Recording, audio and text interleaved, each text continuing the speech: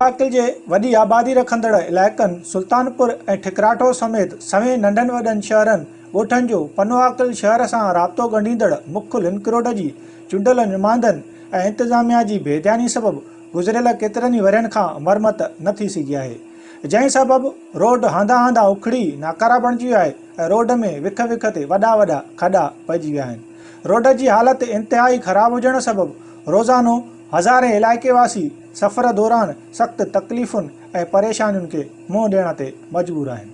ये जो रोड पनुआकिल कचा फाटक खां भगवशहर चीचड़ो रोजो गाड़को मुलाली शहीद सुल्तानपुर बिलणी खासो ठिकराटो इन सभिनी ॻोठनि त हज़ारे ॻोठनि खे ही जेको आहे रस्तो मिलाए थो शहर सां।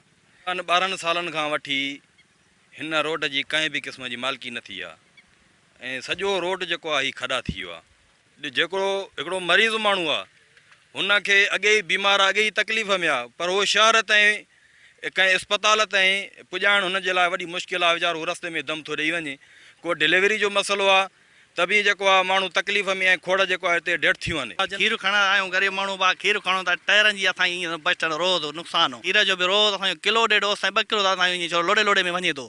टाइम जो अलॻि असांजो रोज़ नुक़सानु आहे। रोड जी हालत ॾिसो था सफ़ा ख़तमु, टायर अॻियो असांजो बच थियो पियो आहे। 24 कलाक परेशान, ॿार स्कूल जा वञनि था, रिक्शा हुते बीह था रहनि, उहा अलॻि परेशानी हिते सुबुह जी न ॿार अची वञी सघंदा न रिक्शो न डॉक्टर का शइ हिते का सूरत असांजी नथी थी सघे।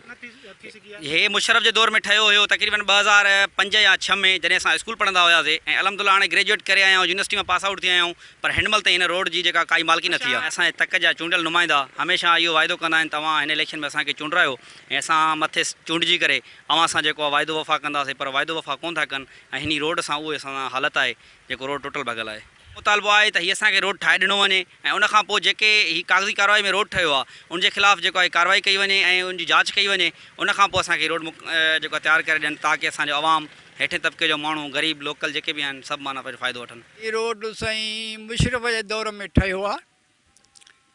इन खां विच में 2-3 दफ़ा कागज़नि जूं कार्रवायूं थियूं आहिनि, इन्हनि जा फार्म बिल भरिजी विया आहिनि, सम्झि न रोड जे वरी वेझो को आयो ई न आहे, जंहिंजे करे के बीमार माण्हू आहिनि उन्हनि जा त दमी सां टुटनि था।